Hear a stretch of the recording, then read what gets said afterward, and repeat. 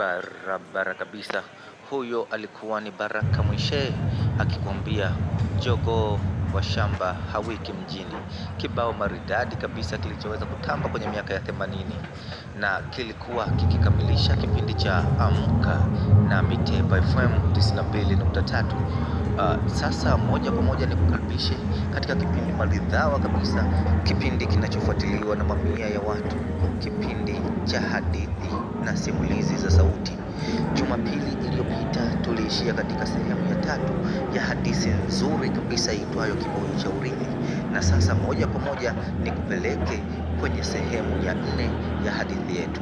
Karibu sana na endelea kuitegea sikio. Huyu mtu anaonekana kumfahamu mtu huyo, na ndio maana anamtazama kwa bashasha na tabasamu. Nani mtu yule? Katika sehemu ya 4 ya mwendelezo wa simulizi yako pendwa iitwayo Kibuyu cha Urithi. Na maanisha aliye ng'ambo ya barabara kujua stupid. Kwa nini mlie ndani mbio? Hapana. Nadhani nimeshindwa kutambua kwa kuwa amegeukia kule.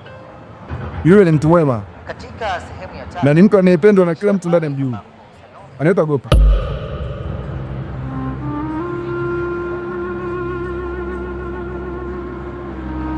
Vipi? Mbona umeshtuka baada ya kukaribia jina Gopa? Kaka, nadhani kuna mtu ananitembea. Naogopa sasa, naomba uniambie kaka.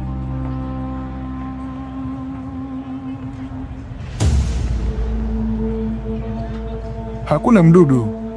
Nadhani vinyoto vitakuwa vinasimama.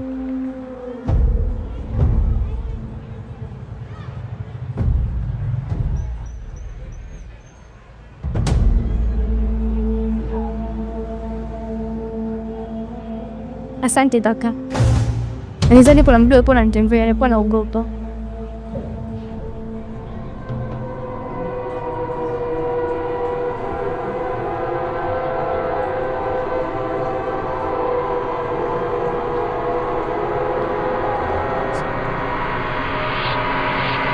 Nimemwona. Mtumiwa.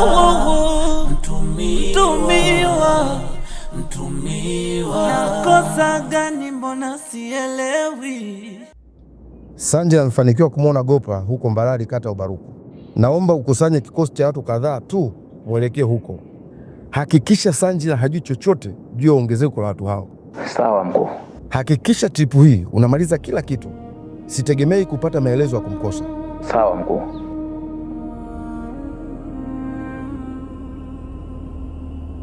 Nadhani sasa ndo hatima haya mambo imefika tamati.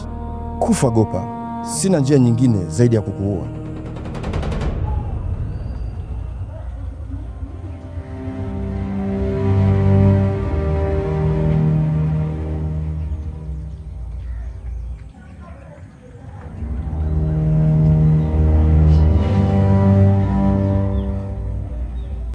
Dada samani, haujamwona jamaa fulani hivi ni mrefu mweusi kavaa koti?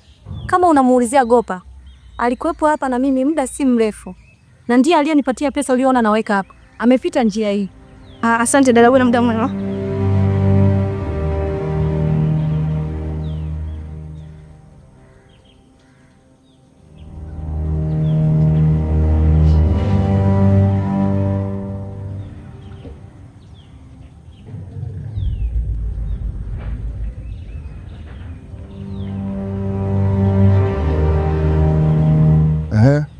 Nipo ripoti juu ya yule mgeni. Bila shaka ni mgeni wako kama ambavyo ulihisi. Nilipotaja tu jina Gopa, alishtuka mpaka akasimama. Lakini alinzuga kama vile hajasifiwa na jina hilo. Utege mtego mzuri sana kumnasa samaki wako. Hao ndio watu ambao wanafia kwenye mikono yangu huko nikihuzunishwa na vifo vyao. Natakiwa kuwa makini sana. Inawezekana yuko peke yake huyo mwanamke. Sawa Gopa, nipo pamoja na vitu unamwagia fedha wale wahitaji. Bila shaka.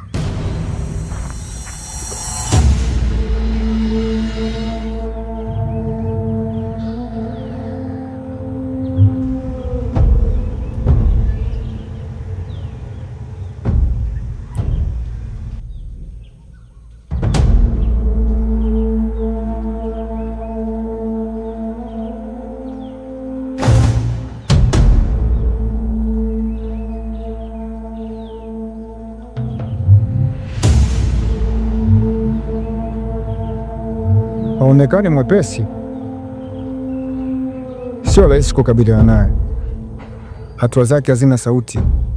Inaonekana ni muuaji professional, ndio maana amemeniwa kuja kunikabili. Unaniogopesha kiongozi. Ni vyema ukawa mwoga kwa hili, kwa sababu hii inaweza ikakuweka salama zaidi. Wewe ondoka, au usijihusishe kwa lolote na wewe mwanamke. Sawa? Sawa kiongozi.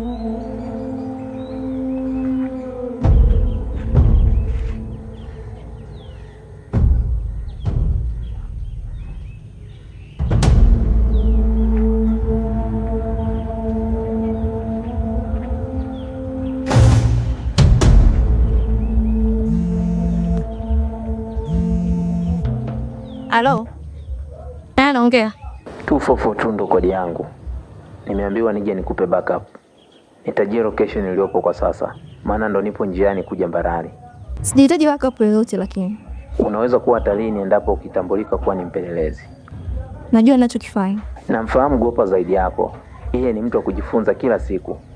Hata kama wewe una mafunzo zaidi yake, huenda yeye kwa sasa akawa na mafunzo zaidi yetu wote. Kila siku anajifunza jipya. Ubaruku Mwakaganga ilikaribia kumnasa lakini amenipotea. Baada ya masomo mawili nitakuwepo hapo. Hakikisha unakuwa salama na simu yako haizimwi. Nimekupata. Vipi dada, umefanikiwa kukutana naye? Hapana, sijafanikiwa. Unaweza ukanielekeza alipo kwa sasa? Hakuna sehemu nyingine anaweza kupatikana zaidi ya buchani kwake. Oh, anamiliki mabucha eh? Inapatikana maeneo gani? Sio mbali na mahali hapa. Pita njia hii moja kwa moja, vuka barabara. Muulize mtu yeyote atakuonyesha. Asante dada. Asante, nashukuru. Nashukuru sana.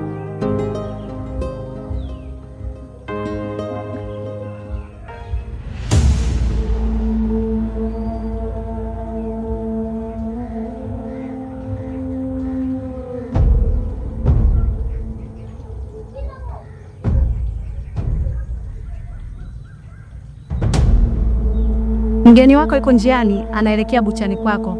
Hakikisha anakukuta ili uweze kujua dhamira yake ni nini.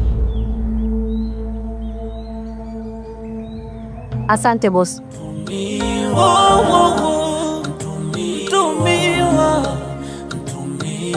Nakosa gani mbona sielewi?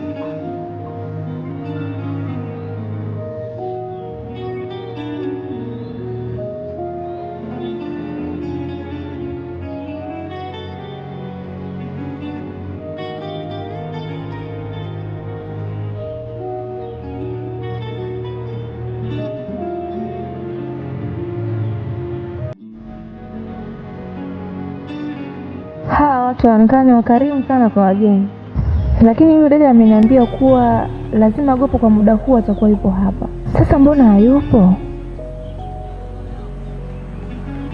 Jina la Mungu lihimidiwe daima. Amina. Mwenyezi Mungu akupe maisha marefu Gopa. Afanye hivyo na kwa upande wenu wapendwa wangu.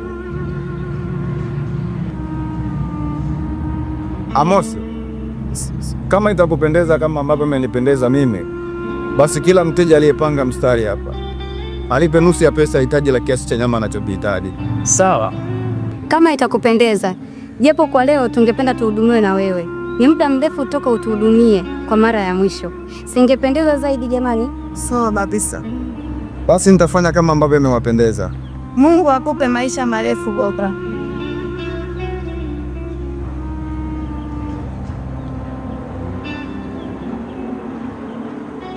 Haya yote yana maana gani? Mbona mtu huyu anapenda sana na watu kwa kiasi hiki? Hapana, Hapa sipasi kuadaika na haya matukio. Natakiwa kuifanya kazi niliyotumwa na jeshi.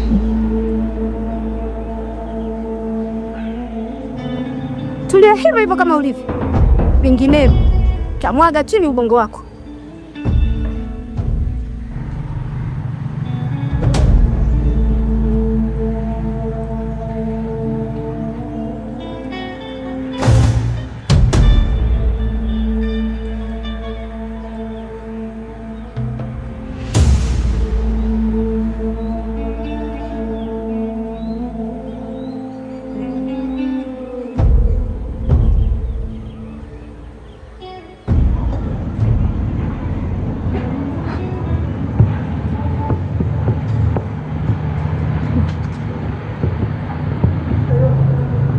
Unafurahishwa na jambo gani? Hata unacheka bila kujali watu watakuchukuliaje? Oh boy, pole la safari. Umetenda mtoto kufika mahali hapa. Sikuja kukutumia usafiri wa abiria. Unataka na ndio umetumia gari ya ofisi na imekuita peke yako hapa? Fajna, gharama mafuta ya kuwaleta watu wengi na ya kunileta mimi ni ile ile, lakini pia imenipaswa kuwahi kujilia usalama wako.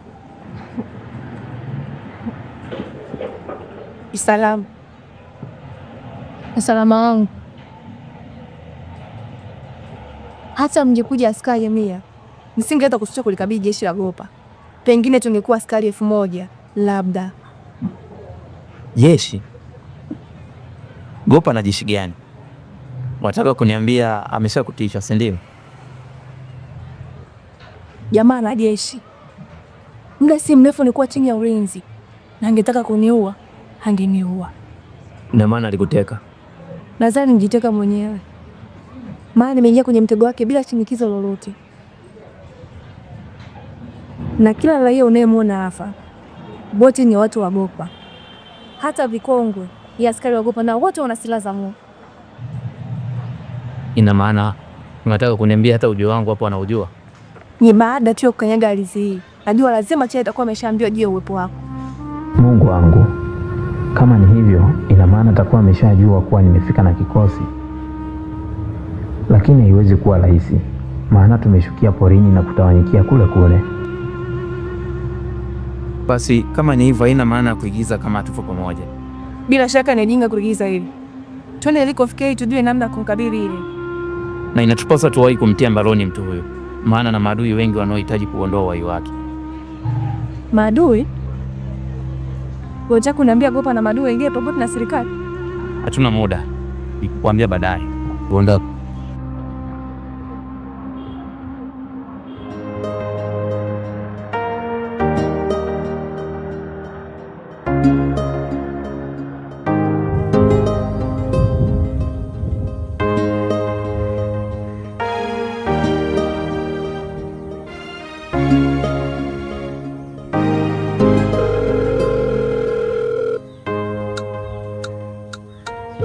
Mr. Brown naongea.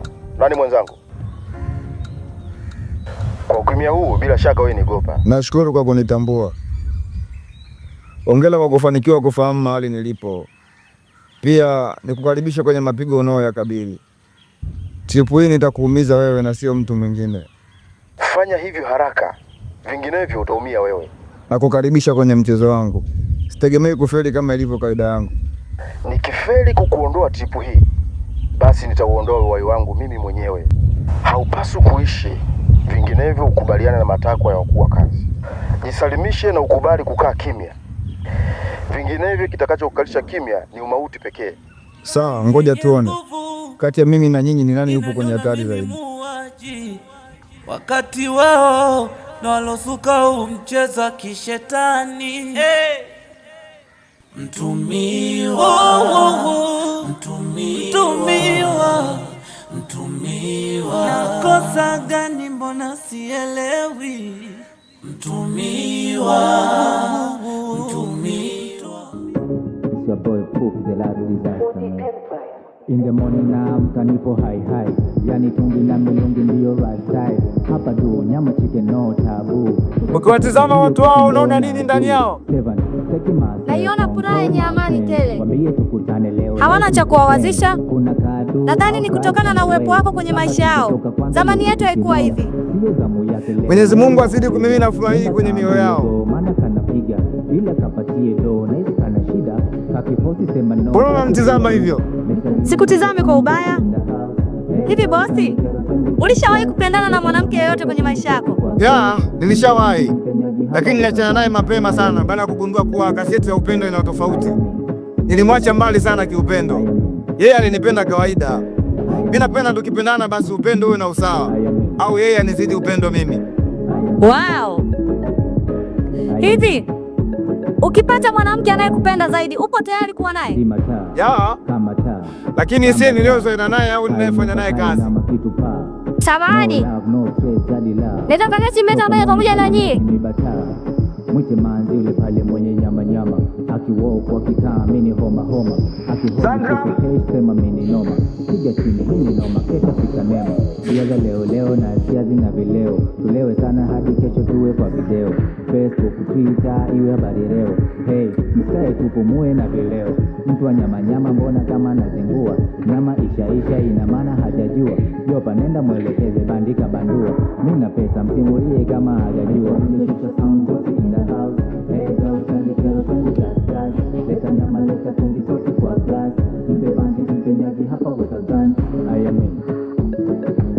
wewe ni kama nishai kuonana vile? Ndio.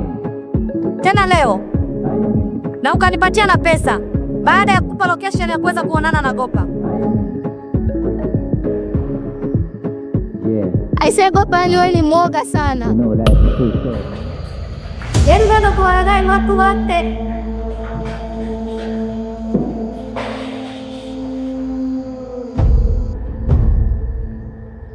Yaani umeweza kuwalagai watu wote wa huu mji na kuwafanya jirani na wewe kwa sababu ya kukulinda. Unaweza nita kusaidia kuikopa serikali. Unajiongopea Gopa. Hajajua, Gopa nenda mwelekeze bandika bandua. Mimi na pesa msimulie kama hajajua. Jennifer, inuka nikupeleke nyumbani.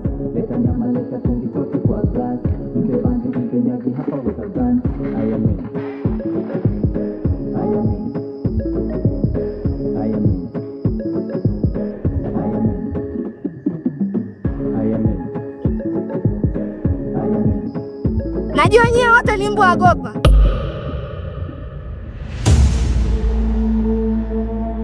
Sasa mwambeni kesho asubuhi kabla sijamtia mbaroni. Hajaona mimi hapa na sina mtu yeyote ile kuna deki.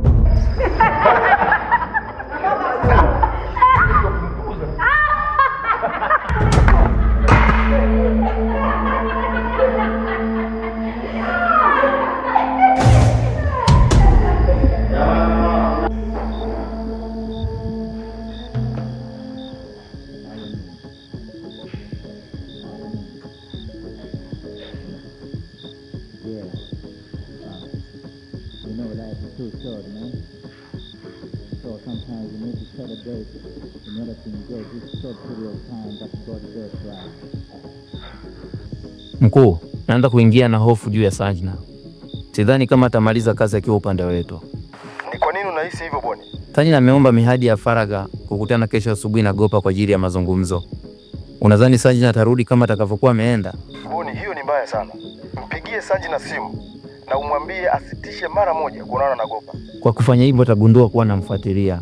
Ataingia shaka namna utendaji kazi wake. Basi lolote lifanyike ili mradi wasikutane. Sawa mkuu. Nitafanya kila linalowezekana. Sawa. Nikutakie kila lenye heri.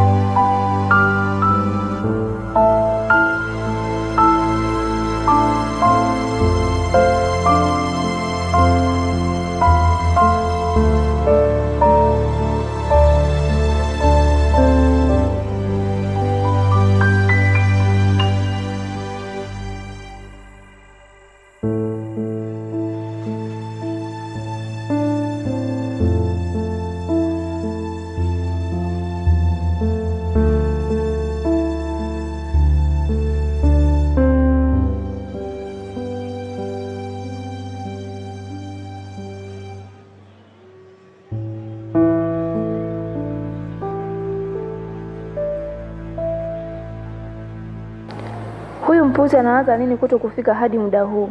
Au atakuwa ameogopa kukutana na mimi? Yes, atakuwa amenihofia. Kumbe ni mwoga sana mjinga yule.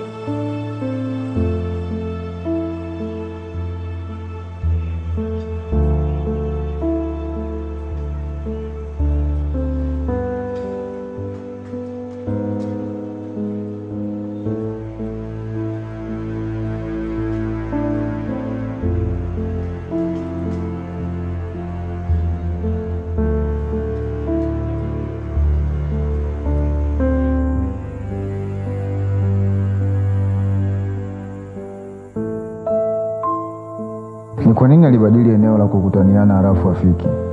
Ana maana gani kuto kufika? Kama ameghaili alipaswa kuniambia.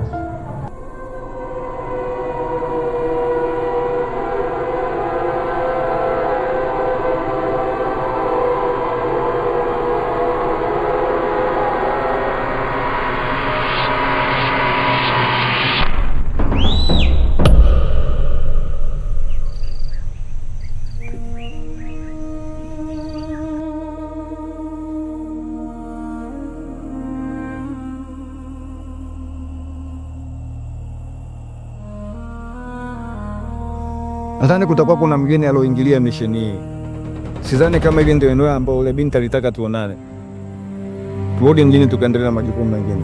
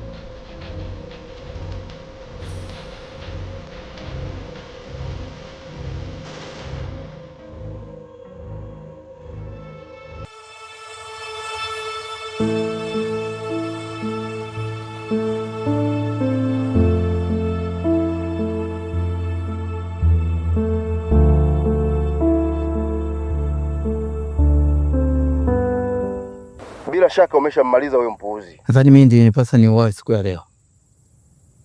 Jamaa yupo makini sana huyo. Nidhani amekuja peke yake. Kumbe msitu wote na watu wake mafichoni. Endapo ningejitokeza tu mapema, ningeoga mvua ya risasi. Boni, hatuna muda. Unapaswa kuimaliza hiyo kazi haraka. Sawa mkuu.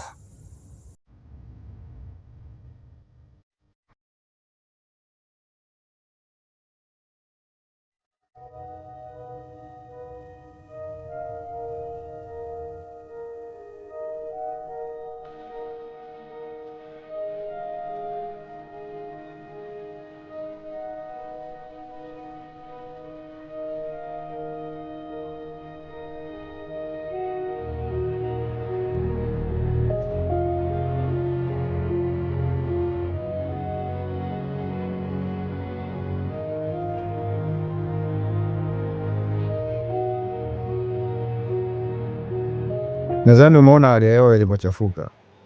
Tunapaswa kuwa makini sana. Ulinzi unatakiwa uongezeke. Gopa.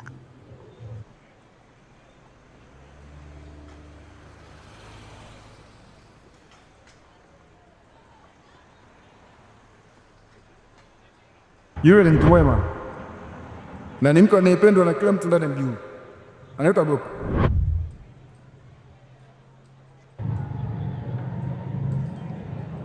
Oh. Kumbe naye ni kibaraka huyu shujaa mwoga eh?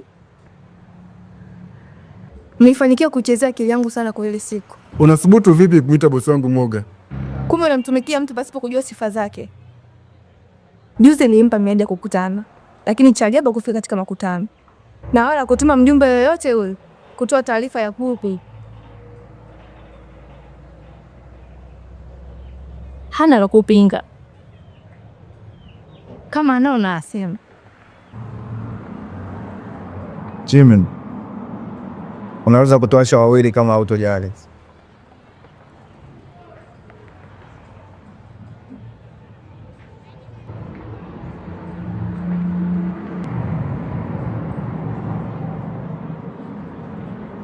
Unaweza kunipa sababu za kubadili location alafu usifike eneo la mnakutana? Kubadili location?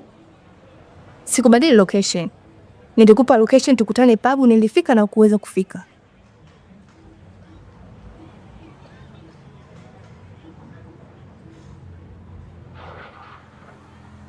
Unasema umebadili location ya? Ndio, sikufanya hivyo. Oh, sawa. Basi acha namba yako ya simu kwenye hii karatasi. Alafu baadaye nitakutafuta ili nikupe location. Uje nikusikilize. Walimtuma mwanamke jasiri, aneoa kwa tabasamu, kama kivuli cha usiku, ananifuata kimya kimya, anadhani mimi mhalifu, kumbe naishi kwa maumivu, na si rahisi kuuawa mpaka ukweli uandikwe damu.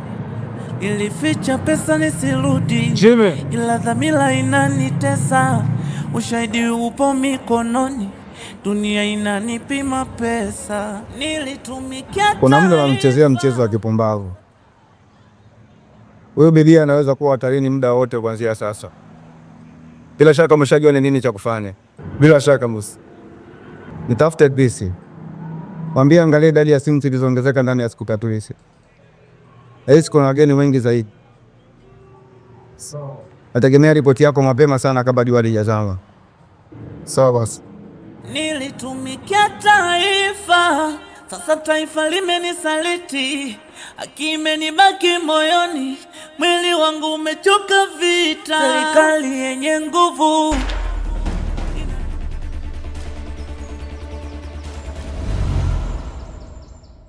And what are you waiting for? Are you out of bullets? Maybe after what just Limo. Stupid. Okay, let's play the game.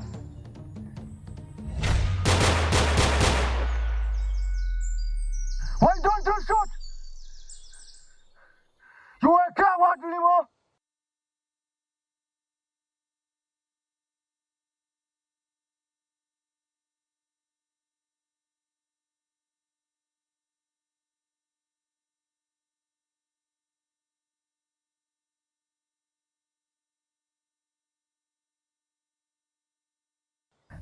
How many bullets remain? Is it one?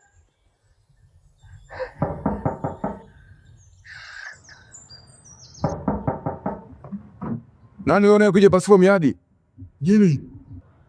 Oh, kumbe familia. Subiri kidogo kaka.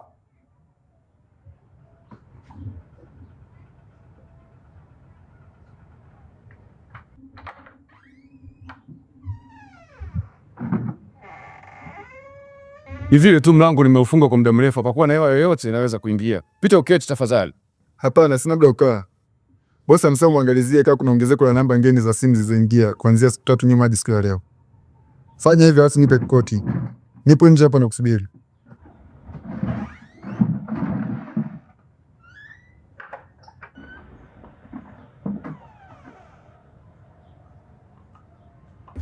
Siku ya juzi tu pekee kumekuwa na ongezeko la watumia simu wapya 10. Watu 9 wameonekana kuwasiliana mara kwa mara.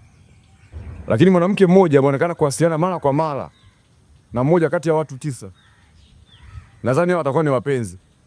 Kama kumekuwa na ongezeko la watu 10 na umeshindwa kuligundua hilo hadi bosi alipopatwa shaka, basi tambua unaweza kutoka hatarini wakati wote. Lakini makosa kiongozi wangu.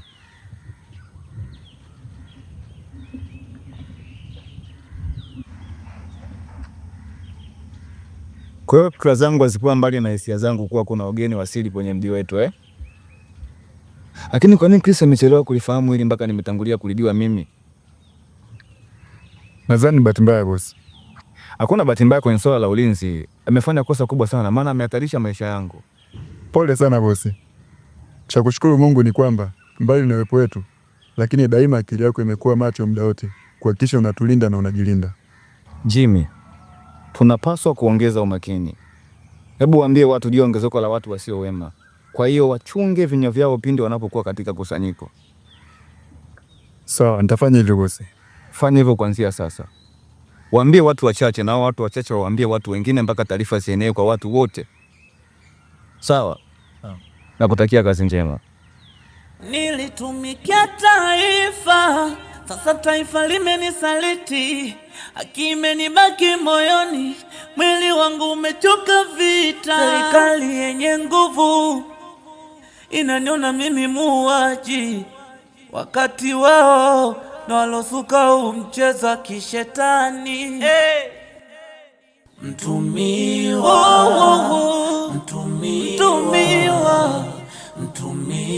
nakosa gani mbona sielewi? Mtumiwa,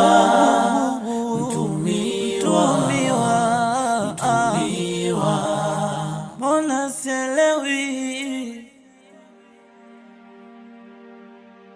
Ni kwa nini apigi simu hadi sasa na ameniahidi kunitafuta ili tuonane?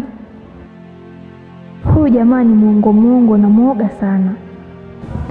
Anadhani kwa kufanya hivi ndio anaweza kuwa salama. Lazima nimkamate tu na kumfikisha mahali husika. Nikishamdunga hii sindano, atalegea kama mlevi aliyelewa gongo.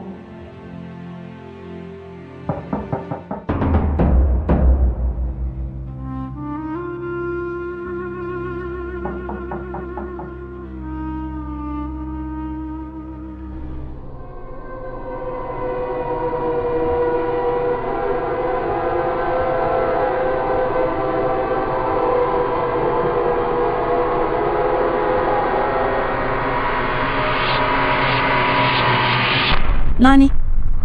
Utoko juu.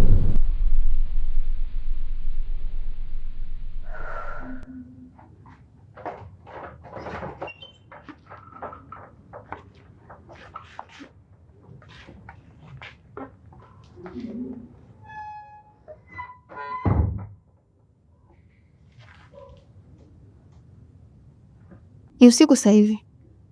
Nadhani unapaswa kuniacha nilale. Sio mbaya, kwa kuwa haionyeshi kama ulikuwa na maandalizi ya kutaka kulala, na kwa mavazi yao ni wazi kuwa unataka kutoka. Vipi, una miadi na Gopa eh? Ni hatari sana kwako kukutana na mtu yule. Maisha yangu ni hatari tangu uzao wangu. Kwa maana hiyo hata ninapoona hatari mbele yangu, najua niko nyumbani zaidi.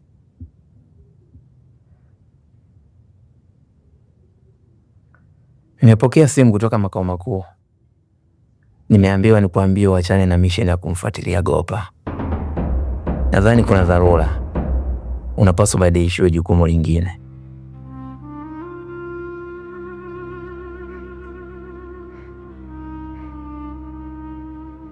Boni, unajua nimepata tabu kiasi gani mpaka kuja kupata mission kwa ajili ya kumkamata Gopa? Hivi mnajua nimekuwa mingapi nimezunguka na wilaya zake hadi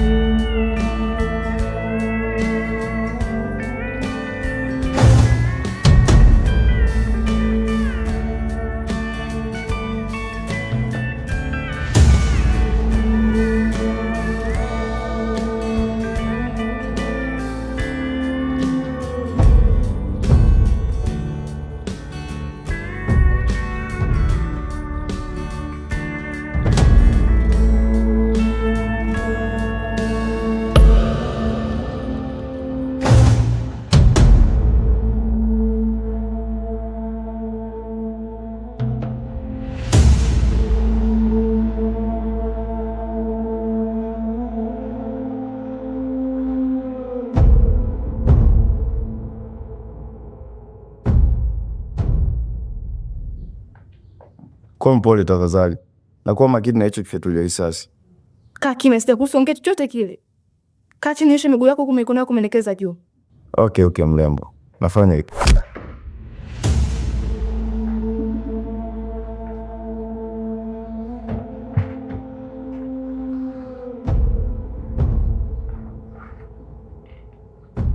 Haya ni Mr. Butcherman. Unaweza kuniita mrembo hata mara 10, ila kila ita moja itakugharimu pigo moja. Ita mrembo. No, inatosha. Ni tema sana. Unaweza kuniambia mpozi wako amekutuma uje ufanye katika malalo yangu? Sikuja kwa ubaya mrembo.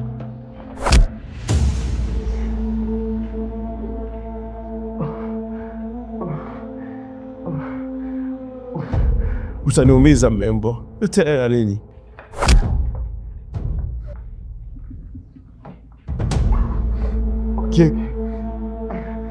Kishujaa, nipumzishe basi nayo mapigo. Sirudi tena kukuita mrembo. Jibu swali. Aliniambia kwa usiku wa jana mlikuwa mmeahidi ya kukutana, lakini simu yako haikuwa inapokelewa. Hivyo akapatwa na shaka akizani kuwa kuna jambo baya limerukuta. Ndipo akaniagiza nije kukutazama kuwa kama uko salama au la.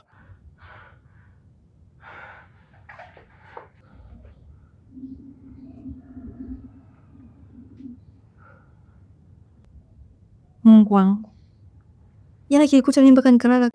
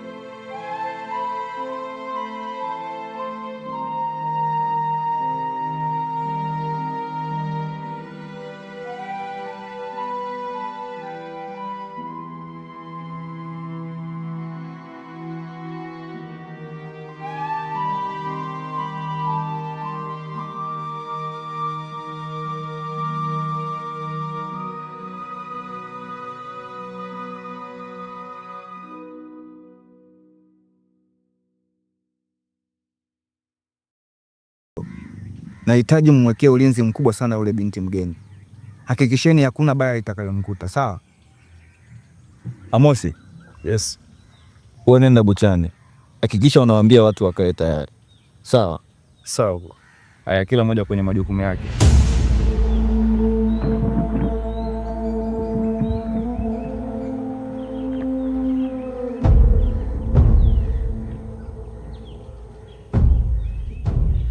Oho. Gopa, unasema kwamba jumla yao ni watu 10 na katika watu 10, watu 9 waliingia ndani ya mji kwa pamoja, na katika watu 9 mmoja anawasiliana sana na huyo mtu wa 10 ambaye ni jinsia ya kike, si hivyo? Ndio Profesa. Hivyo mpuzi yote yana maana gani? Mimi sina muda wa kupoteza eti. Hebu tulia. Nahitaji uwe makini sana kumsikiliza Profesa. Kuna jambo nataka ujifunze hapa. Bwana wewe. Na umesema pia kwa mujibu wa mdukuaji hawa watu 9 huwa wanawasiliana mara kwa mara, si ndivyo? Ndivyo nilivyosema. Okay. Sasa basi, bila shaka hawa watu ni wamoja na huwa wanawasiliana mara kwa mara, ila hawaishi sehemu moja, na ndio maana hawawezi kuonana ana kwa ana, bali wanawasiliana kwenye simu. Hivi yote yana maana gani? Mara watu 9, mara watu 10. Ina maana gani? Ipo hivi. Huenda hawa watu 8 hawajui uwepo wa huyu mtu wa 10 ambaye ni wa kike. Na huyu mtu wa 10 huenda hajui uwepo wa hawa watu 8, bali anajua uwepo wa mtu huyu mmoja ambaye ndiye anakamilisha idadi ya watu 9 nje ya yeye mtu wa 10. Sijui unanielewa Gopa? Na kuelewa vizuri sana Profesa. Wewe bidie, bila shaka kuna jambo unalielewa Hebu niondeni upuzi wenu. Sina ninachokielewa na sidhani kama naweza nikaelewa. Asante sana Profesa. Nadhani nitakuona wakati mwingine. Wakati wowote Gopa. Nilitumikia taifa, sasa taifa limenisaliti. Haki imenibaki moyoni, mwili wangu umechoka vita. Serikali yenye nguvu inaniona mimi mua. Nahitaji kuzungumza na wewe sehemu ambayo ni asili. Tukutane sehemu uliofikia. Utani patakuwa na utulivu zaidi. Sio tukutane, tunaongozana saa hizi hapa. Sawa kama unakutaka.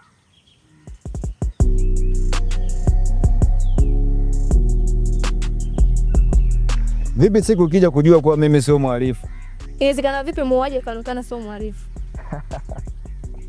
Kwa umedhamiria kunifanya nini? Ni kuniua kama ilivyo dhamira ya aliyokutuma, si ndio? Sije kukua kama unavyozani. Nimekuja kukamata na kupeleka makao makuu. Hivyo ndio unavyodhania? Hivyo itakukaa kimya mpaka tuwekee sehemu uliosikia?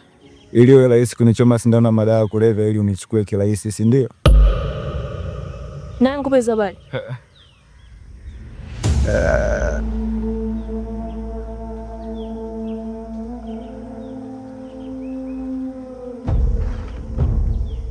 Bosi, nadhani Gopa anaelekea kumwambia ukweli Sanjina. Nifanyaje? Kama mmekaa katika position nzuri, basi wamalizeni wote. Wote wawili? Kipi sijaeleweka hapo? Okay.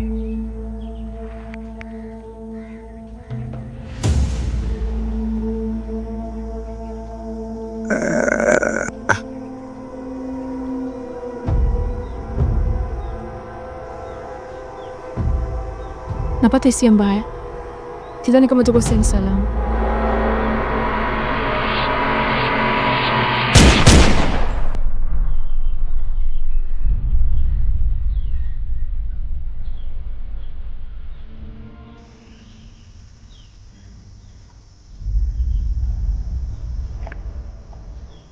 Ondokeni bosi! Hapa si salama!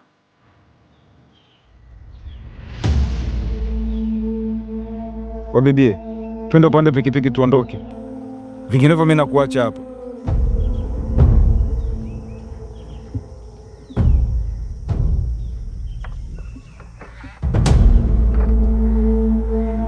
Tuondoke.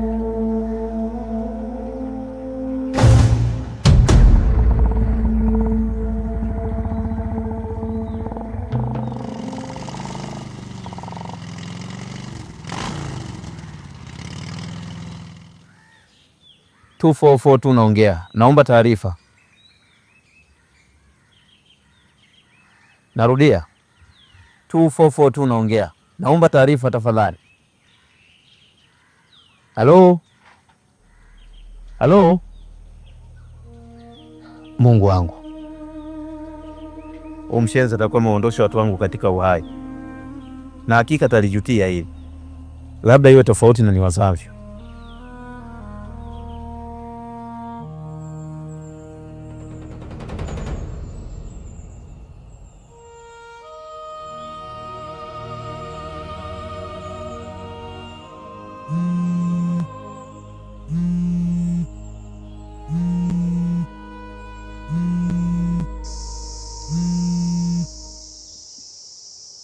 Yes boss. Nadhani Benja na Tino tupo nao tena. Waweke wenzio tayari kwa ajili ya uvamizi. Tunakwenda kumuua Gopa pamoja na Sanjna. Unanielewa Gambo? Nimekuelewa mkuu. Lakini kwa taarifa kuwa Seba amechukuliwa na watu wa Gopa na tufahamu ameelekea wapi. Hiyo ni kazi ya Yoranda. Angalia atakuwa amepelekwa katika mazingira yapi. Na pia angalia simu ya Sanjna ipo mazingira gani ili twende tukawavamie. Sawa.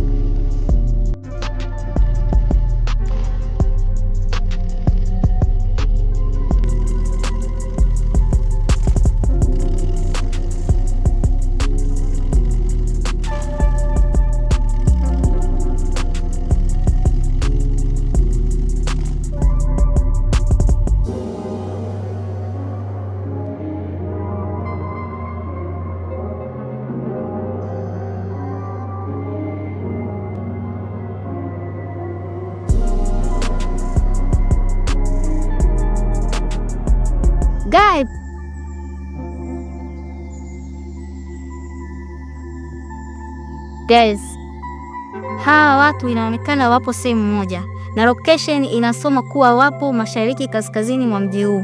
Ninapaswa kwenda mara moja. Tuelekee huko. Kwa amri ya nani sasa? Nadhani apigiwe simu Boni. Nishapewa maelekezo ya nini cha kufanya. Na ndio maana natoa maagizo ya kwenda kumkomboa Seba. Taarifa nitatoa muda si mrefu. Siwezi kuondoka hapa kwa amri yako. Kozi sije kupewa maelekezo yote au agizo lolote kutoka kwako. Piga simu, ongea na Boni.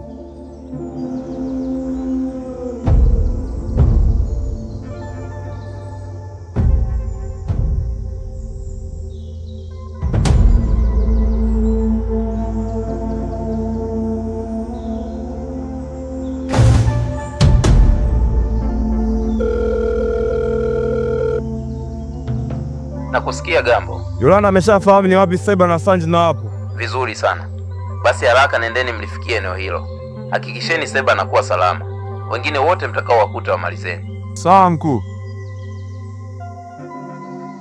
Nadhani sauti ilikuwa ya kutosha.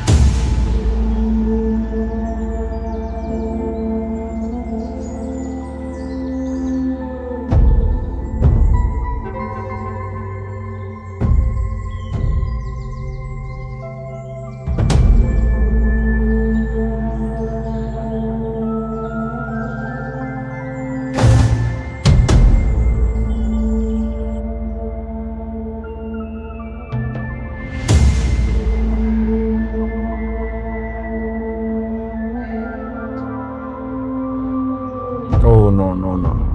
Sio mzembe sana sasa hivi. Yaani ndio puuza nifanikiwa kujua mahali pa maficho ya kambi yetu.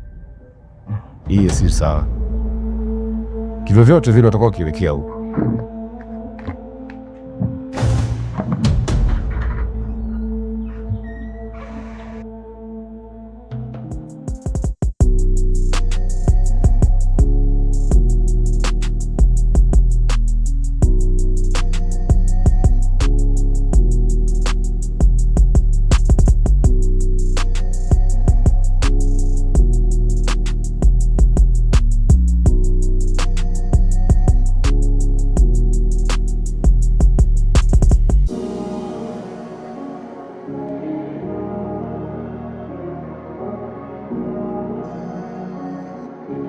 Kwanza kuniambia uliwezaje kufahamu kama nataka kuchoma sindano ya madawa kulevya?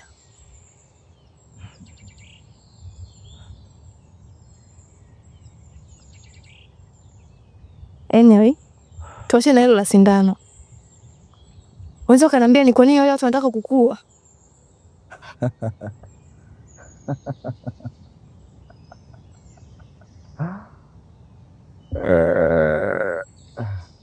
Hebu acha kucheka na unijibu. Unadhani nipo wakati wa mzazi ndio? Unajua unanifurahisha sana wewe mwanamke. Yaani unavyonioje ni kama vile nipo chini ya himaya yako. Ni wazo umesahau kabisa kama upo chini ya uangalizi wangu na muda wote naweza nikakufanya chochote. Okay. Tamani kama nitakuwa nimeongea kwa ukali. Ila natamani kujua kabla sijakukamata. Kwa nini watu wanataka kukuua? Ni maadui zako, si ndio?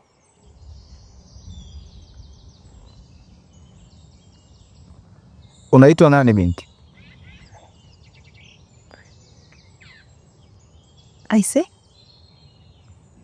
Sanjina. Hilo ndo jina langu. Okay. Nitakujibu maswali yako yote mawili. Kama kutakuwa kuna zaidi pia nitakujibu. Kuhusu swala la wewe la kunichoma sindano za madawa ya kulevya, ilipaswa ulifikirie kabla hujafika kwenye huu mji. Labda kidogo ingekuwa ni ngumu nikujua. Unamaanisha nini? Namaanisha wazo hilo ungelipata kabla ya kuja kwenye huu mji. Basi sindano na madawa ya kulevya ungenunua huko huko. Lakini kwa kuja kununua kwenye mji huu ilikuwa ni kosa.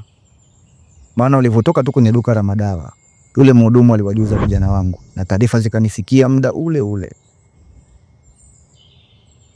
Aise. Kwa nataka kuniambia umewapumbaza watu wote wa huu mji na kuwafanya chini yako? Sanjina. Mji huu nimeukuta kwenye mazingira magumu sana.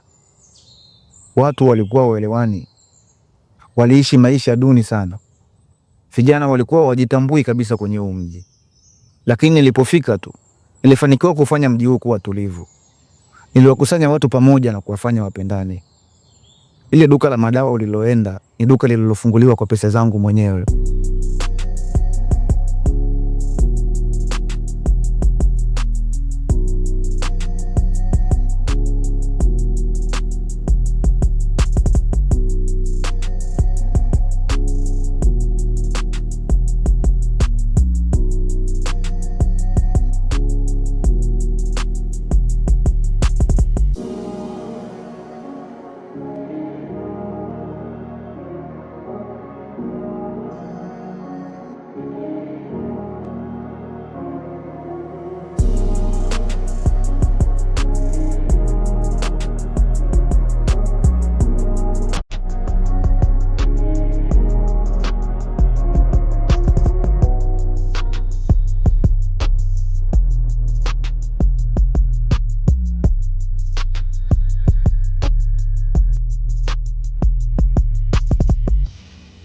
Aise. Ulitumia akili nyingi sana. Ili mradi tu kuaminisha watu wa huu mji kama wewe sio muuaji. Kwa uliyafanya ndani ya mji huu. Ni ngumu sana kuaminisha watu wa huu mji kama wewe ni muuaji na wakaamini. Naweza kusema inaweza ikawa ni zaidi ya ngumu kwa sababu ni kweli mimi sio muuaji, ingawa ninayo mafunzo. Eti sio muuaji. Ungekuwa sio muuaji kwenye watu wanakutafuta ndaka kukuua. Ni maadui zako wale, si ndio? Sina adui zaidi ya baadhi ya watu wachache waliopo upande wa jeshi, ukiwepo na wewe. Ulioaminishwa uongo na ukaupokea. Hivi kwa akili yako nadhani umetuma kwa ajili ya kuja kunikamata? Wakati wamekutumia tu kama chambo, ili ukishafahamu tu nilipo, waje wanimalize. Wakumalize? Unataka kuniambia nini Gopa? Unataka kunifanya mmoja wa wajinga wako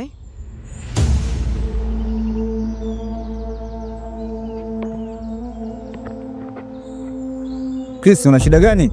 Nadhani kuna chip mwilini wa dada. Eneo hili limetambulika kwa maadui. Yes, niko na hii simu yake.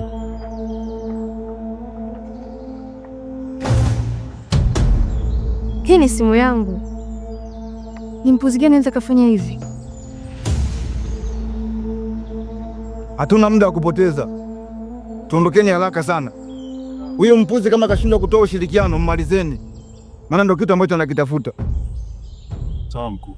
Walimtuma mwanamke jasiri, aneoa kwa tabasamu, kama kivuli cha usiku, ananifuata kimya kimya, anadhani mimi mhalifu, kumbe naishi kwa maumivu, na si rahisi kuuawa mpaka ukweli uandikwe damu. Nilificha pesa nisirudi, ila dhamira inanitesa.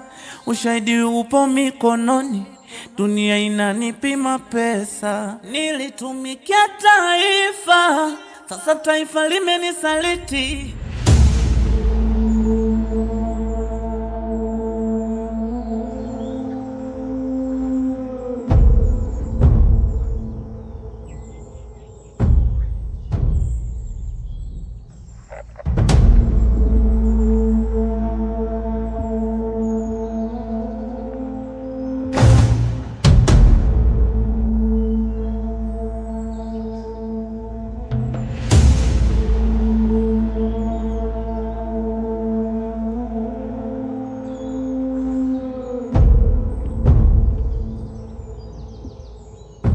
Pumzika kwa amani shujaa.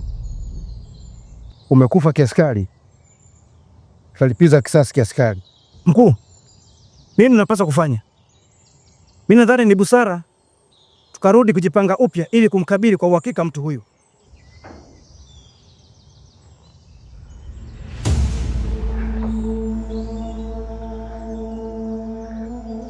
Ukirudia kuonyesha dalili yoyote ya uoga, ikiwa tayari wenzetu watatu wameshauawa, basi nitakufanya kuwa mtu wa nne kupungua katika upande wetu. Umenielewa? Ndio mkuu. Umeeleweka.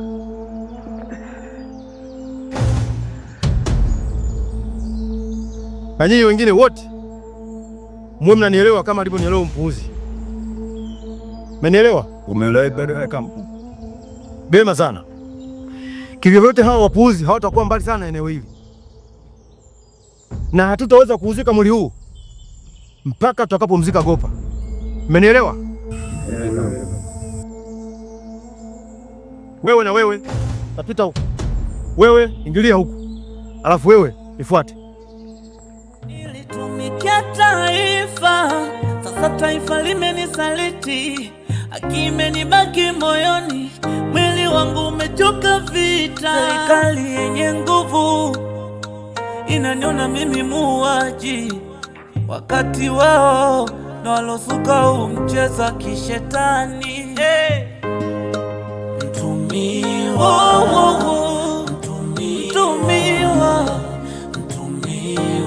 kosa gani mbona sielewi? Mtumiwa,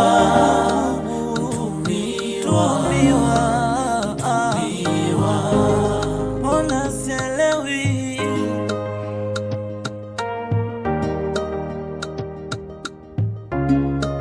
Hivi umewaua watu wangapi wa lile kundi mpaka wanakufuatilia hivi? Na utawaua watu wangapi mpaka mauti utakapokukuta? Nimeshakwambia sijaua na wala sifikiri kufanya hivyo kwa mtu asiyestahili kufa. Lakini kupitia amri yangu watu wengi sana wanaweza kuuawa kwa ajili ya kutetea maisha yangu mimi na maisha ya watu wa huu mji. Unawezaje kusema kuwa hujawahi kuwa wakati mwaka 2017 uliwaua wenzako na ukatukomea mafichoni? Kwa nini ulimuua kaka yangu? Namaanisha Haji. Sikuwa na rafiki zaidi yake. Tulizaliwa wawili tu na tulikuwa mapacha. Unasemaje jai kuua Gopa? Pole sana. Usiseme pole. Nataka kujua ni kwa nini uliwaua wenzio. Mimi sikuwaua.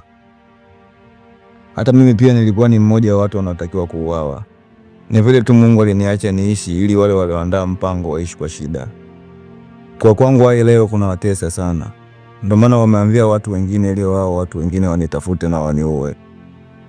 Wao ni watu wa kukaa tu ofisini na ndio maana kunifikia imekuwa ni vigumu. Acha uongo wewe mwanaume. Nishaambia ni mtaalamu wa kulaghai. Yaani kugeuza uongo kuwa ukweli. Mbona mimi sijaagiza kukuua, bali kukukamata na kukufikisha makao makuu? Toka umeniambia kaka yako ni mmoja kati ya watu niliokuwa nao kwenye ile mission, nimegundua kwamba umetumiwa kwa mambo mawili. Mmoja, umetumiwa kwa sababu professional yako ya upelelezi ni hali ya juu sana. Ndio maana umeweza kufahamu mahali nilipo kwa haraka sana.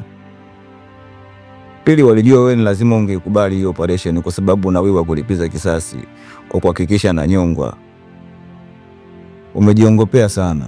kwa kuwa umeaminishwa uongo na wauaji wenyewe.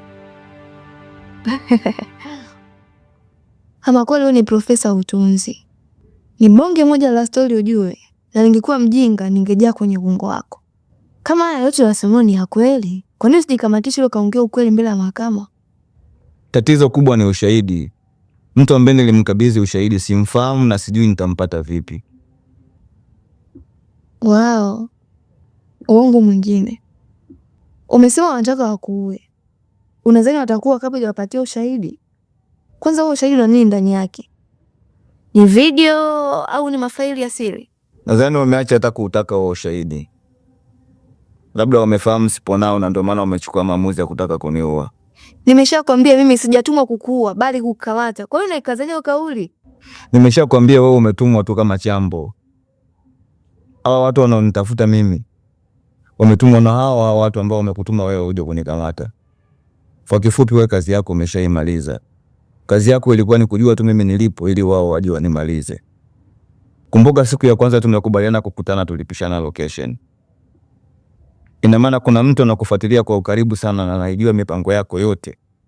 Na ndiye aliyebadili mpango. Mimi nikaenda polini wakati wewe ulibaki kwenye mpango wa awali. Hebu kwanza, kama nataka kukuelewa vile, kwani wewe ilikuwaje ukufika mahali ambapo nimekuambia mimi ufike?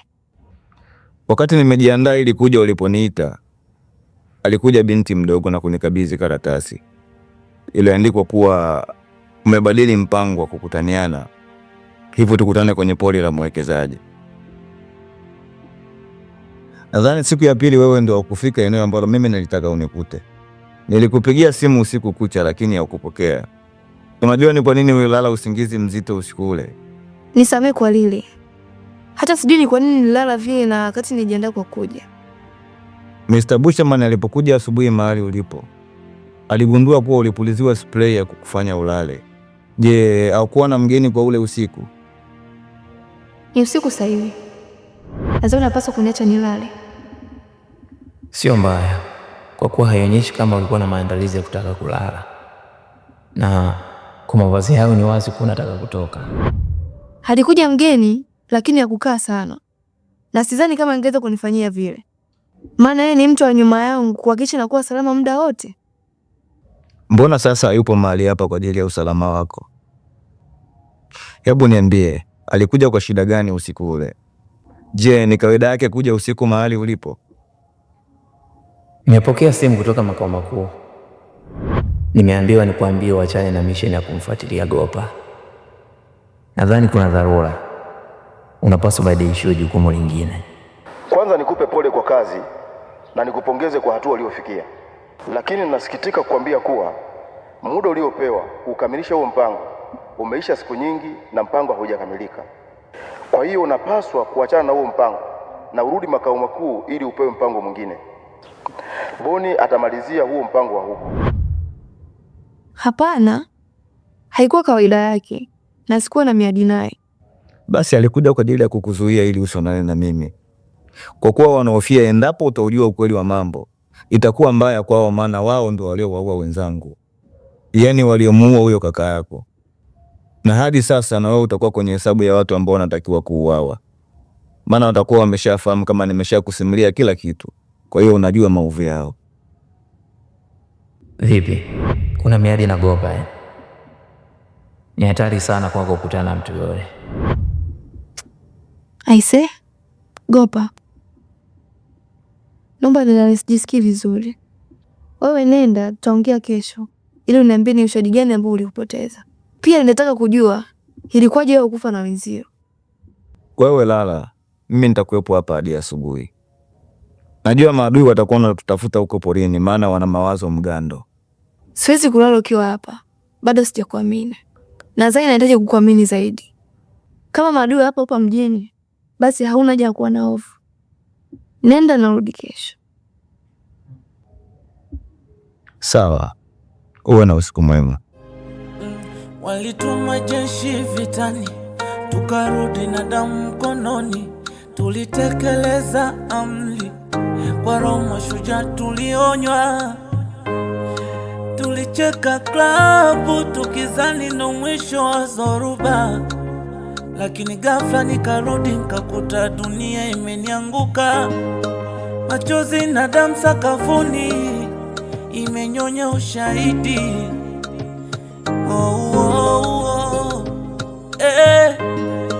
Machozi ya damu sakafuni imenyonya ushahidi.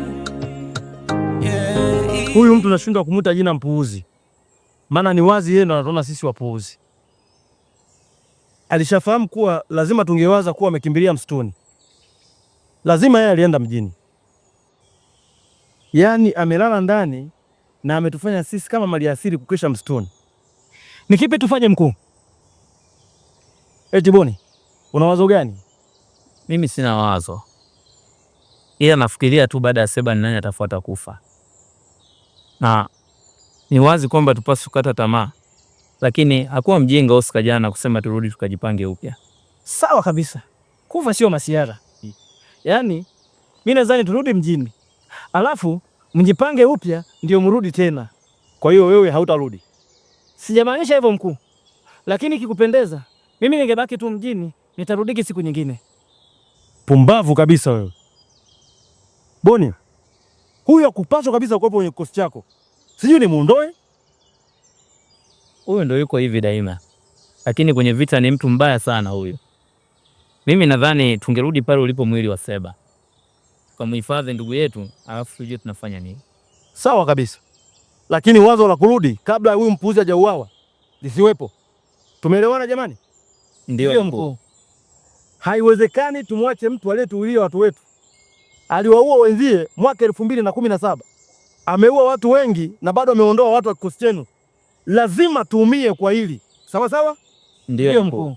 Haya, turudi mpaka pale mwili wa Seba ulipo. Lakini kabla tujafanya maamuzi ya kuhifadhi mwili wake, Boni utatoa taarifa kwa ndugu zake ili tujue wana maoni gani. Sawa mkuu. Haya, twendeni. Serikali yenye nguvu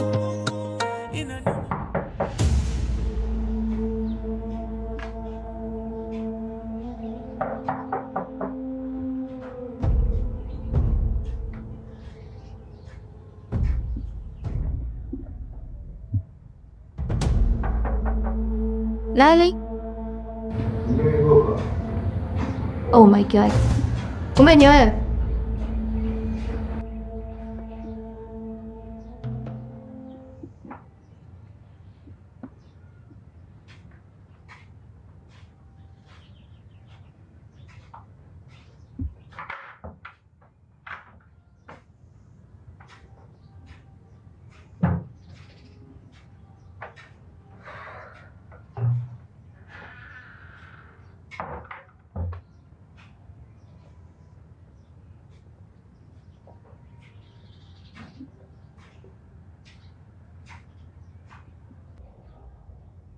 Oh, haikuwa na haja ya kufanya haya yote. Hii haiwezi kunifanya nikuone mwema. Sifanyi hivi kwa ajili ya kukuaminisha juu ya utakatifu wangu. Najua hujala na unahitaji hii chai. Au niirudi? Usifanye hivyo, nina njaa ujue.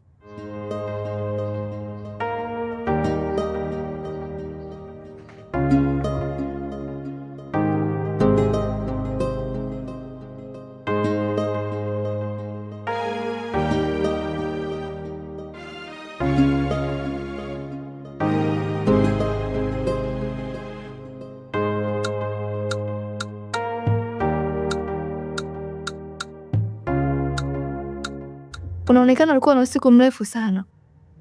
Ujalala kwa ajili ya kujilinda eh? Nilikuwa najilinda pia. Okay. Pole sana. Sasa nadhani tuenda kuandika kwa ajili ya mahojiano. Unaniruhusu? Endelea. Usiku uliniambia kuwa haujawahi kuua. Ulisema kuwa unaweza kutoa amri ya watu kuuawa na wakauawa. Kwa hiyo hivyo ndivyo ulivyofanya kwa wenzio mwaka 2017. Ulitoa amri wauawe, si ndio? Ndio. Nadhani hivyo ndivyo ulivyofanya. Maana hata jana ulitoa amri yule kijana uawe, asipoonyesha ushirikiano na nyie. Itakugharimu muda mrefu sana kunielewa. Yule ya kuuawa baada alichoma sindano ya kunyamazisha mapigo yake ya moyo tu kwa muda. Baadaye aliamka. What? Ilikuwa ni kwa ajili ya nini mpaka mumfanyie vile? Ni kwa ajili ya kuwatisha wenzie. Tulifahamu kuwa ni lazima wangefika pale. Kitendo cha kumuona mwenzao ameuawa ingewapa hofu na pengine wangeailisha huu mpango wa kunifuata. Oh. Hiyo imekaa vyema sana. Kumbe kuna wakati wauaji muda mwingine unakuwa na huruma Umechoka kuua na unahitaji wale watu warudi walikotoka, si ndio? Sijachoka kuua kwa kuwa bado sijaanza kuua.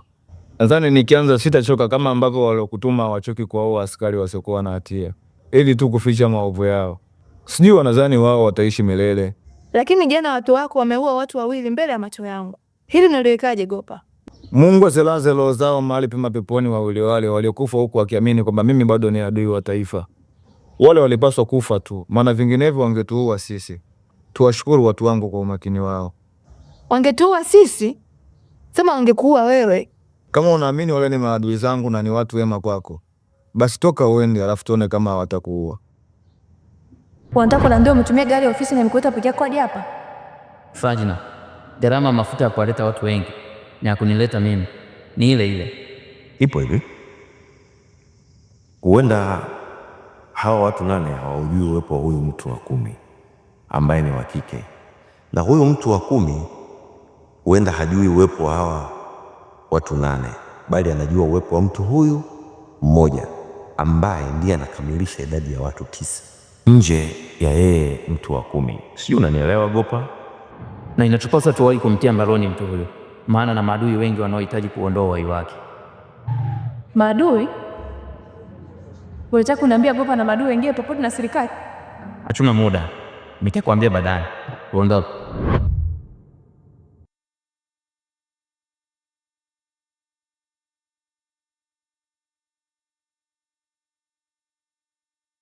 Okay. Wanza ukaniambia ilikuwaje wewe ukupa na wenzao wa mwaka 2017? Nani nalikwepa sana hili swali? Majambazi walivamia benki na kupola pesa zote zilizopo kwa wateja na makeshia.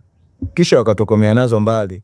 Askari walitumwa na wakafanikisha kuwakamata na kuwaua majambazi wote. Kwa hiyo ndio umemaliza au? Nataka kujua, hao askari waliokamata majambazi ndio mlikuwa nyie? Hapana, hatakuwa sisi. Sisi tulitumwa baadaye kabisa kuwafuata na kuwaua majambazi waliopola zile pesa. Hivi unakielewa unachokizungumza? Au bado upo usingizini? Umesema askari walishawakamata na kuwaua wajambazi wote. Mbona unasema tena baadaye kikatumwa kikosi chenu mkenda kuwakamata na kuwaua majambazi? Ina maana majambazi wale walikamatwa na kuuawa mara mbili? Mjinga kabisa wewe. Maana yangu ni kwamba sisi hatukuambiwa kuwa majambazi wameshapatikana na wameshauawa. Tulielekezwa kufika kwenye moja ya jengo lililopo pembezoni mwa mji ambako ndipo kulikuwa kuna maficho ya hao majambazi. Tulipofika tuliwalamba risasi majambazi wote na tukazichukua zile pesa. Tulizificha sehemu salama. Kisha tukaambiwa twende ulipo mji tukajihifadhi kwa ajili ya usalama wetu.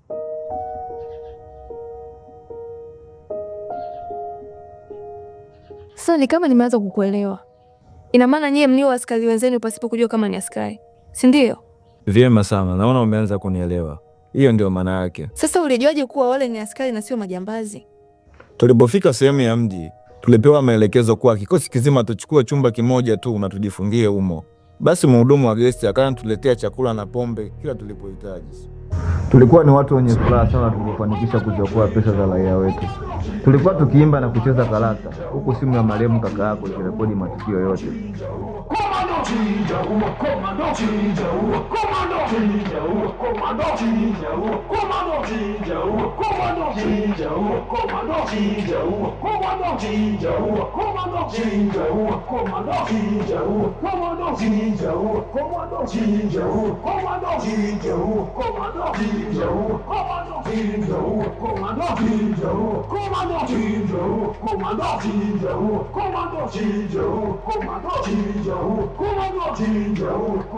Baadaye mimi nilitoka kwa ajili ya kwenda kufuata vocha. Lakini niliporudi nilimkuta yule dada mhudumu wa gesti akiwa ameshapoteza fahamu. Nikawahi ndani kwa wenzangu napo nikakuta wote wameuawa.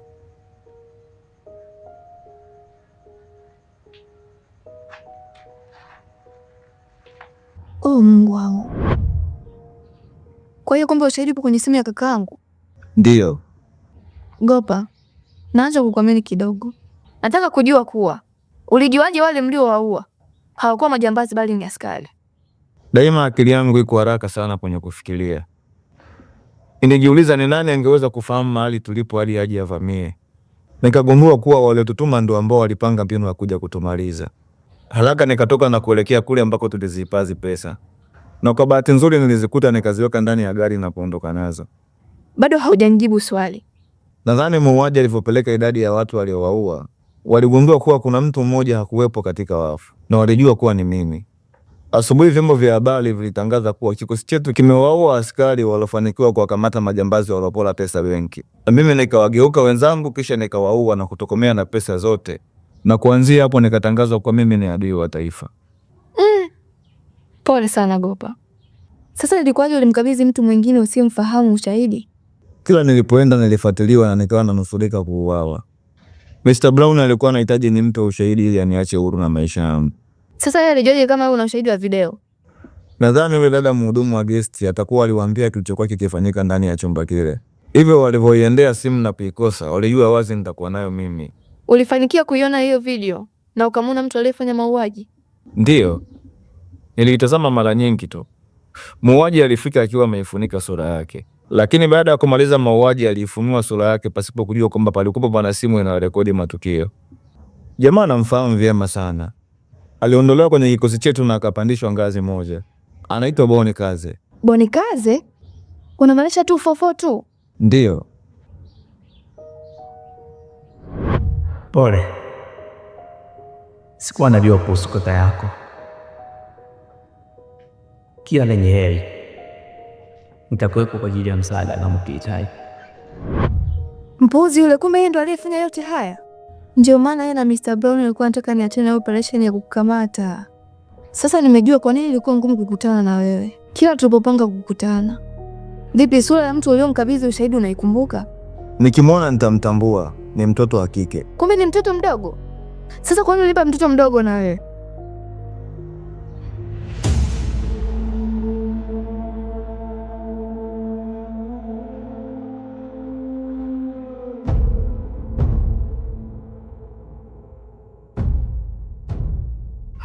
Unaitwa nani? Jessica. Jessica eh? Naitwa Nkogopa. Naomba shika hii simu. Ihifadhi, ifiche. Usimpe mtu yoyote ule. Mpaka pale nitakapokuja kuichukua mwenyewe, sawa? Sawa mtoto mzuri?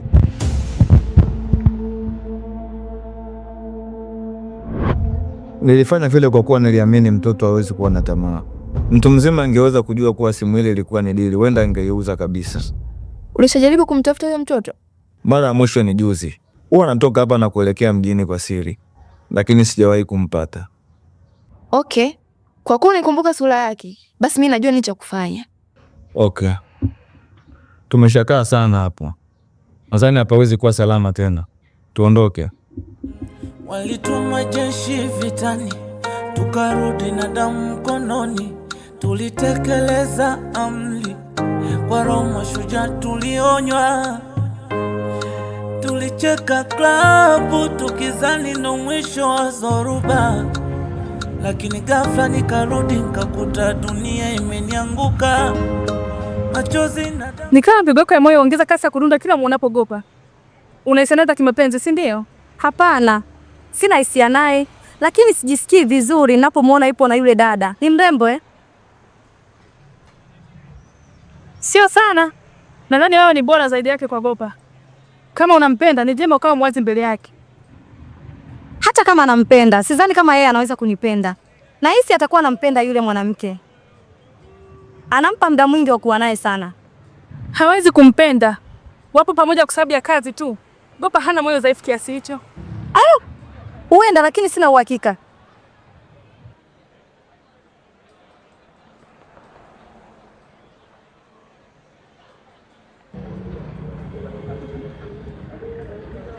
Mbona unatutizama kwa namna hiyo? Na shida gani na huyo mtoto? Nilipotezana naye muda mrefu kidogo, toka mwaka 2017. Ni mpo wangu huyu. Mpo wako? Pole, mimi sikutambui. Sorry kaka. Kwa nini unamfahamu huyu? Ni mpo wangu huyu.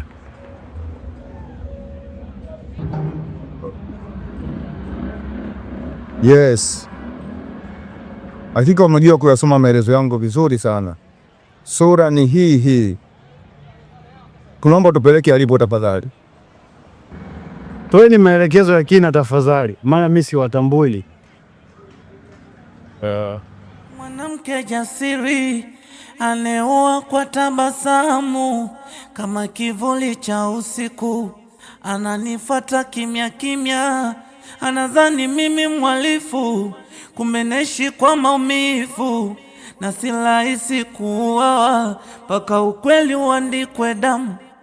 Nilificha pesa nisirudi, ila dhamira inanitesa, ushahidi upo mikononi, dunia inanipima pesa. Nilitumikia taifa, sasa taifa limenisaliti, haki imenibaki moyoni, mwili wangu umechoka vita. Serikali yenye nguvu inaniona mimi muuaji, wakati wao ndo walosuka mchezo kishetani.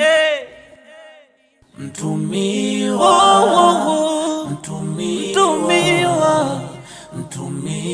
nakosa gani mbona sielewi?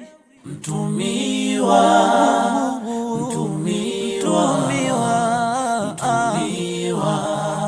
mbona sielewi? Hii hainiingii kabisa akilini, kuzani kuwa mwili umezikwa na maadui. Lazima utakuwa umeutupa msuni au ndani ya maji ili kufuta ushahidi. Mungu ailaze mahali pema peponi roho ya ndugu yetu. Au tuwaze kuwa jamaa alikuwa amezimia tu, na muda wa kuzinduka ulipofika akazinduka na akaenda zake, maana mwili wake ulikuwa hauna jeraha hata moja. Hivi kwa nini jamaa huyu ni mpuzi wa kudumu? Yaani hana hata muda mchache wa kuwaza positive. Mtazame alivyokuwa hovyo.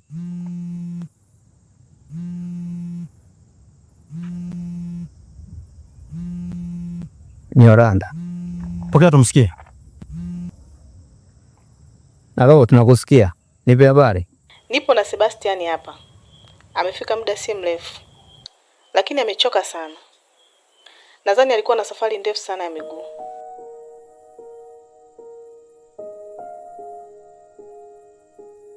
Una akili sana jamaa. Nilikwambia. Okay. Hiyo ni habari nzuri sana kwetu. Vipi, una habari nyingine yote nzuri ya kutufurahisha? Asubuhi hii nilifanikiwa kumuona Sanjina pamoja na Gopa wakipanda gari ya kuelekea mjini. Bila shaka watakuwa wanauendea ushahidi. Hakuna kupoteza muda.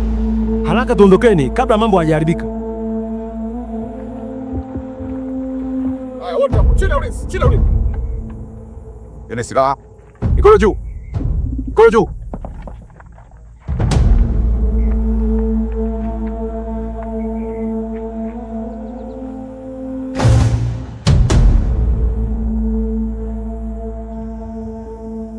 Oho, imeshakuwa mbaya upande wetu. Tumekwisha bwana. Kwa mbinu yote kujitetea hapo. Nadhani wameshatu time. Tukithubutu kutaka kupambana, tumekwisha. Kati yenu kuna raia anaitwa Mr. Brown hapa?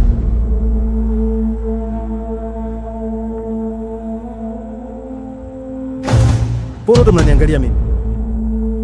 Simwambie tu kwamba tulikuwa naye ameondoka muda sio mrefu. Kwa nini wewe usitujibu? Bado unahitaji watujibu wanaokutazama. Nimeona utazamaji wao. Unaweza ukadhania kwamba mimi ndiye. Haya, songa mbele. Ndio.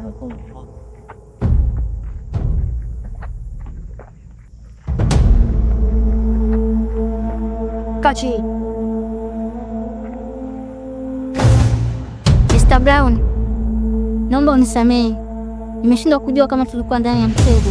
Wewe, umechanganyikiwa nini? Ni nani Mr. Brown hapa? Samahani mkuu. Inaonekana ni mwoga sana huyu mtu. Nilizani labda ni shujaa nilipokuwa nikizisikia habari zake nzito.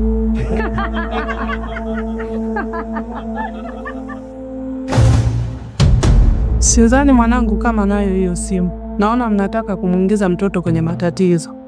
Mama Jessica, si utulie. Mtoto akija, tutaujua ukweli. Kwanza mwanangu mimi hana muonekano huo. Tulia basi.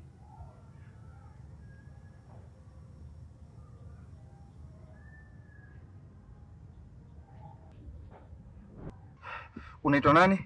Jessica. Jessica, Naitwa Nkogopa.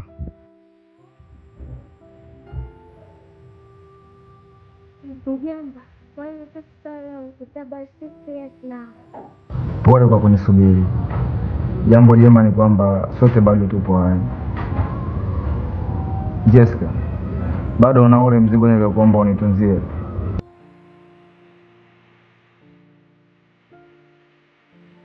Ndio ninao, natazama kila kitu na sikuwahi kupoteza eneo juu mwili wako.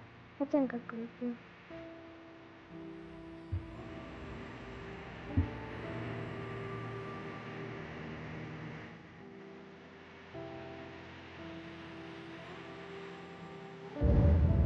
Wow. Sidhani kama utakuwa mchaji.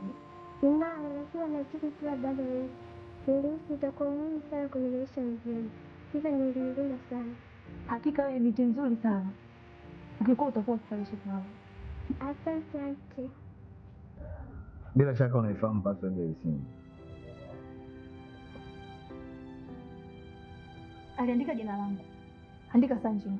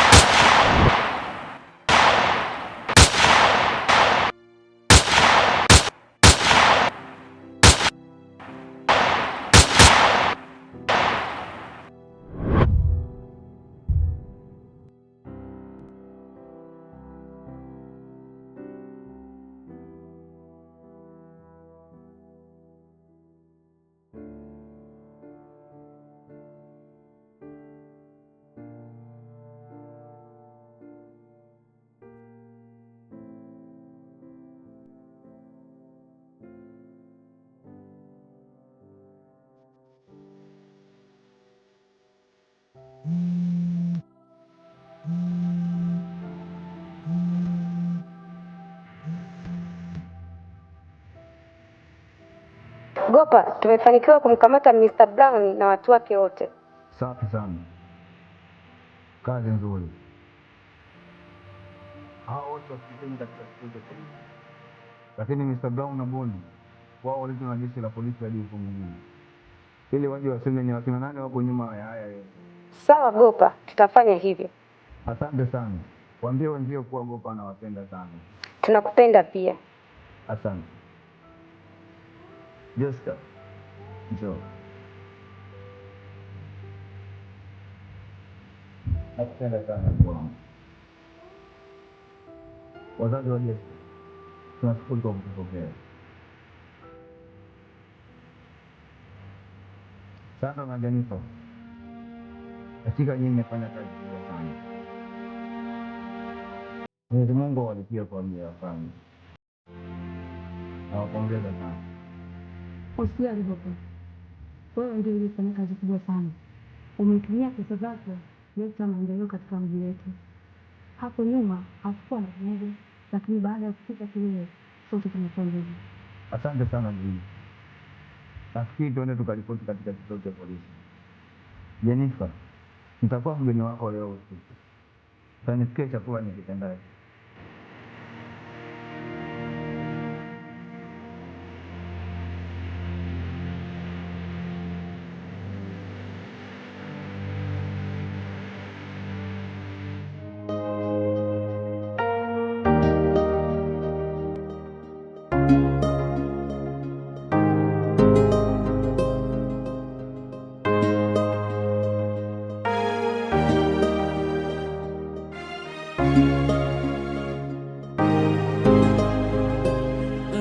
Walituma jeshi vitani, tukarudi na damu mkononi.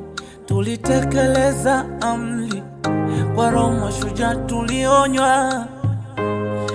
Tulicheka klabu tukizani ndo mwisho wa zoruba, lakini ghafla nikarudi nikakuta dunia imenianguka. Machozi na damu sakafuni imenyonya ushahidi. Oh, oh, oh. ya damu sakafuni, simu imenyonyo shahidi.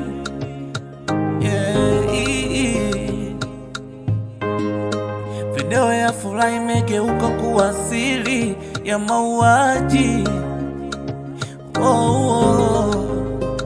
Serikali yenye nguvu inaniona mimi muuaji, wakati wao ndo walosuka huu mchezo wa kishetani. Mtumiwa, mtumiwa, mtumiwa, mtumiwa, mtumiwa, mtumiwa.